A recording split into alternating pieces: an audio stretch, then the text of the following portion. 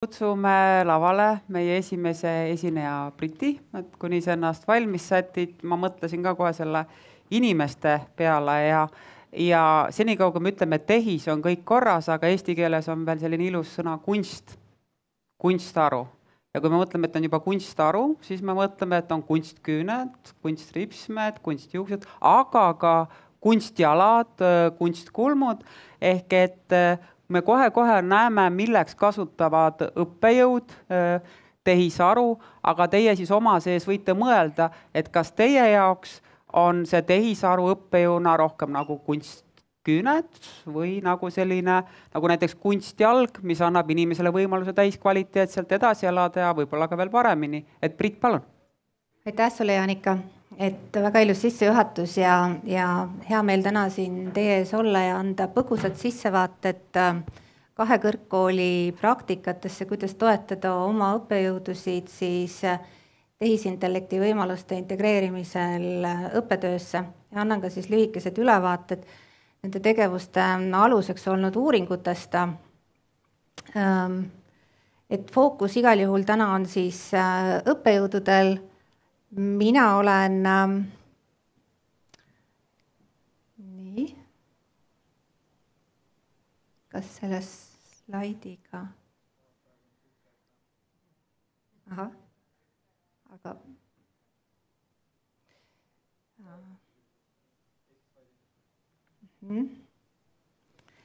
mina olen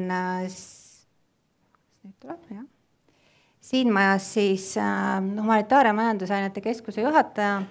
olen juhtimisainete lektor ja kuulun ka kõrgkooli didaktika uurimisrühma koosseisu, mille alt siis juhtisin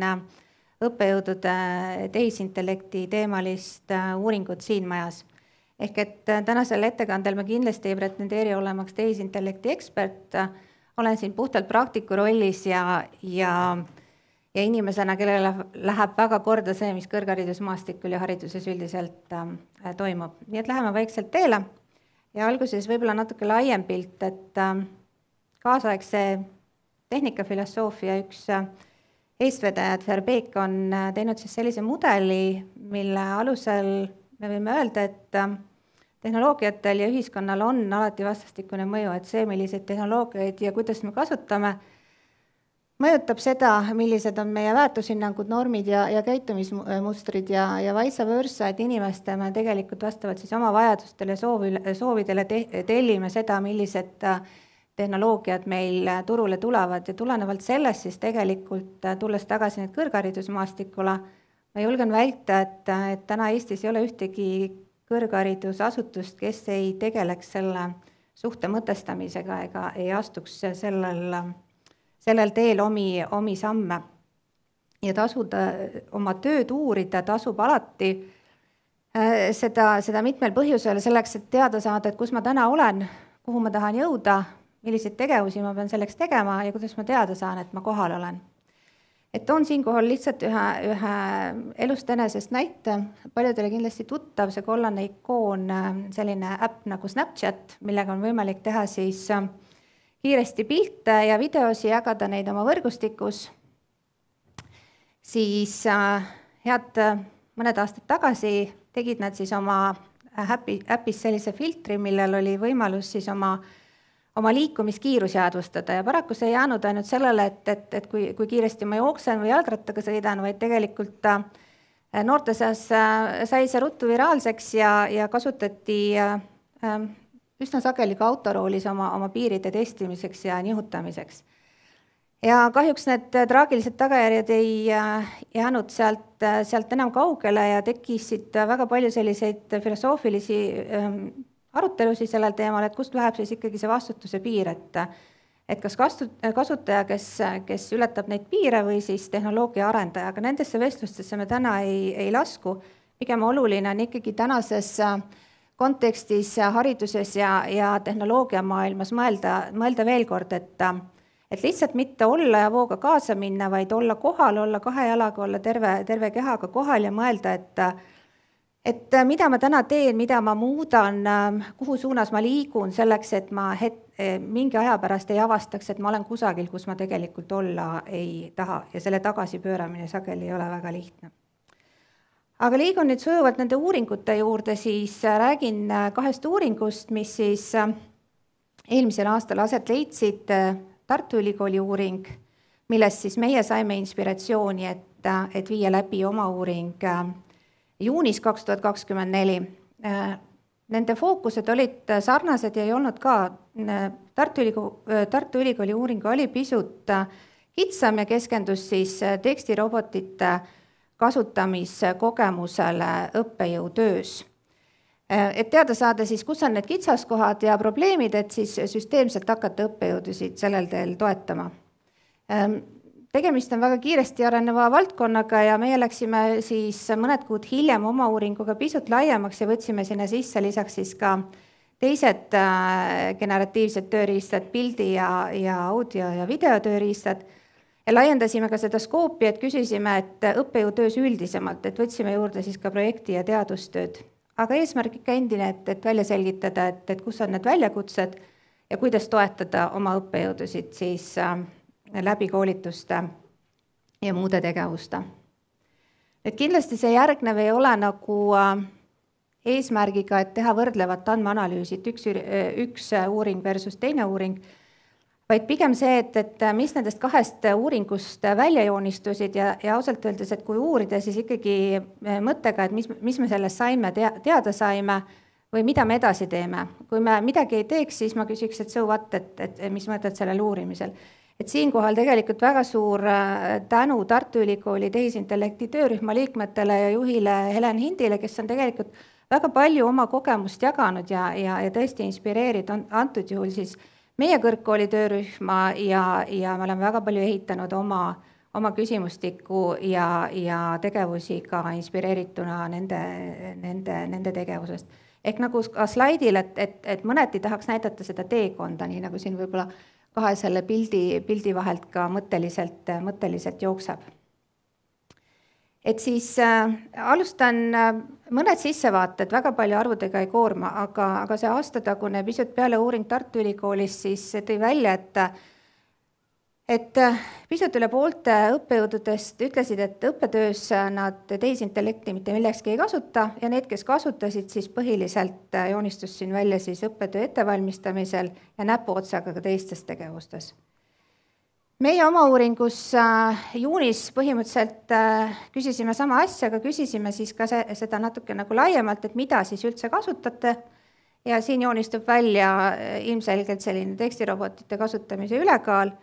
aga selles osas, et milleks kasutatakse ikkagi seesama prioriteet või tulemus tuli, et eelkõige siis õppetöö ettevalmistamisel, mis tegelikult on ju ka loomulik, kui me mõtleme sellesse aega tagasi, kus see raamistik ei olnud niivõrd hästi paigas ja õppejõudude teadmised ei olnud nii head, et anda seda usaldust nagu edasi enda töövaldkonnast ei olnudki mõistlik, vaid pigem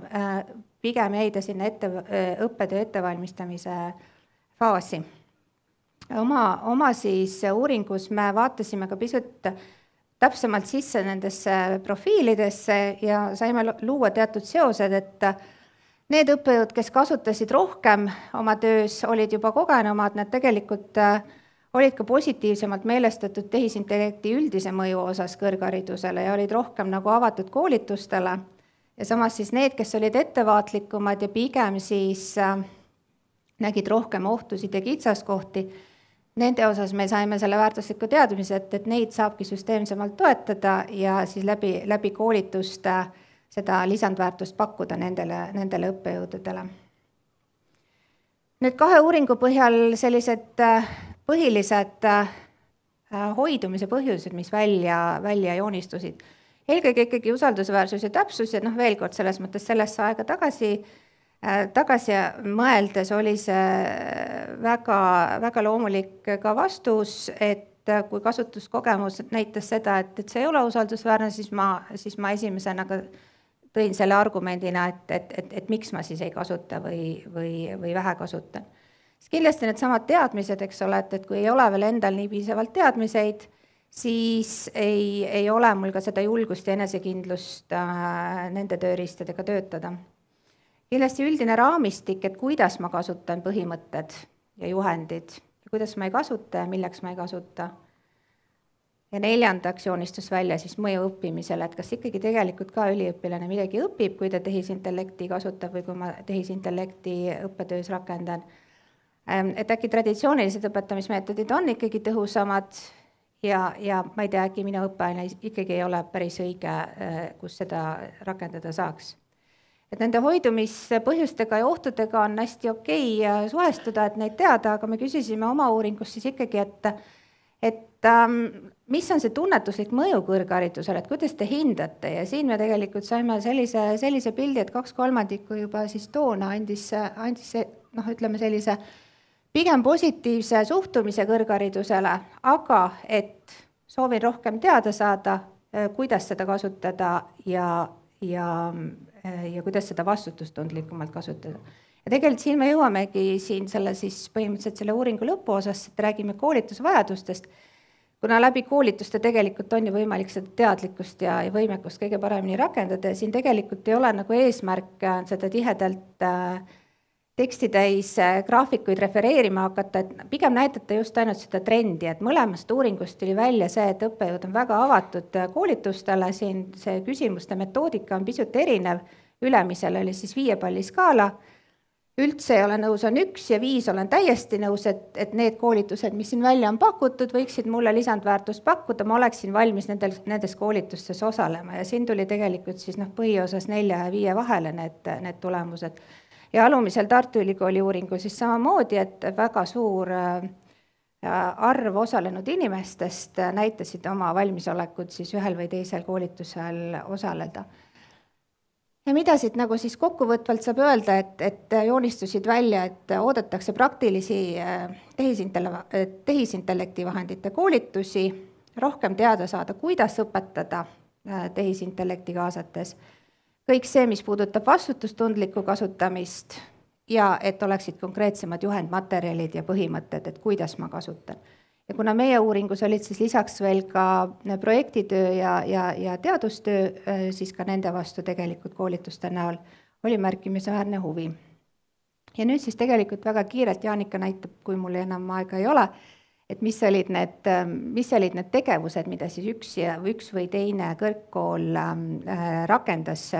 selle uuringu järgselt. Et siin tõesti nagu väga üldiselt ja mõned aspektid Tartu Ülikooli poole pealt, et nende töörühm on siis kokku pandud selliselt, et oleksid esindajad erinevatest valdkondadest ja töörühma siis üks tulemustest on see, et Tartu Ülikoolil on olemas suunised tehisintellekti kasutamiseks õppetöös ja see on nii-öelda nagu see hea õpetamise ja õppimise tava tehisintellekti kontekstis, mis siis sisaldab ka kõike, mis puudutab lõputööga seonduvaid aspekte. Siis ka see, et mis puudutab Tartu Ülikooli seisukohta tekstiroboti kasutamise tuvastuse kohta on välja toodud ja väga äge iseõppimise moodul on loodud siis interaktiivne alates sellest, mis on tehisintellekt ja kuidas see töötab, kuni selleni välja, et kuidas mina kui õppija või kuidas mina kui õppejõud võiksin seda oma töös rakendada, millised võimalused on, millised ohud on ja miks ma seda siis mingil puhul võib-olla tegema ei peaks või teatud nagu reservatsiooniga sellesse suhtuma. Ja väga hooga on siis käima läinud ka koolitused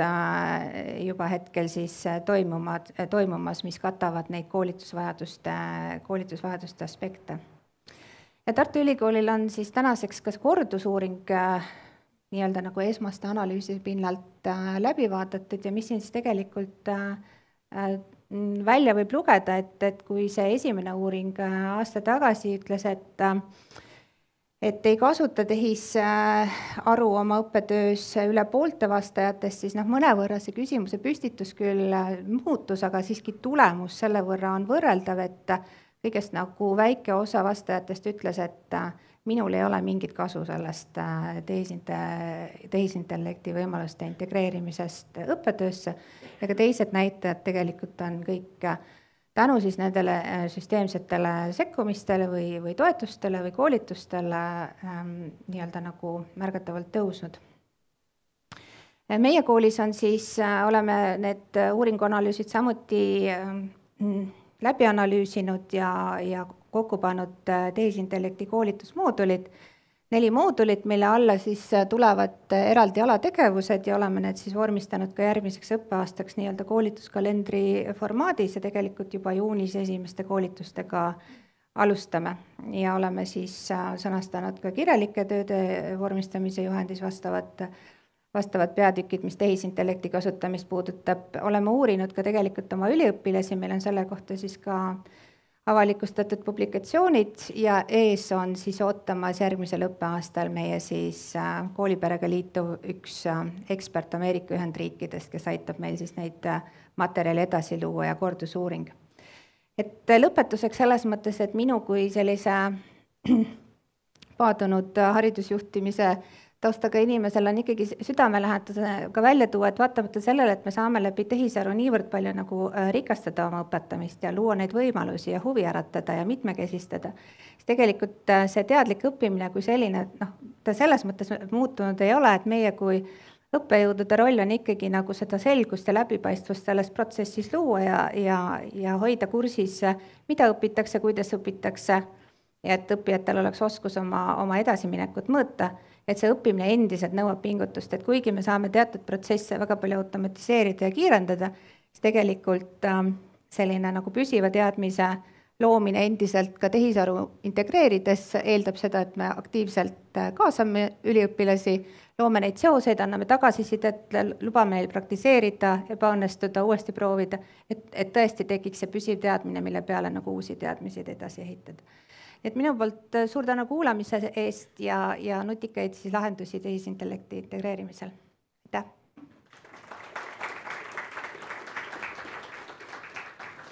Aitäh Britile ja oota, äkki on mõni küsimus ka, ära veel tule lavale. Järgmine esineja juba kibeleb.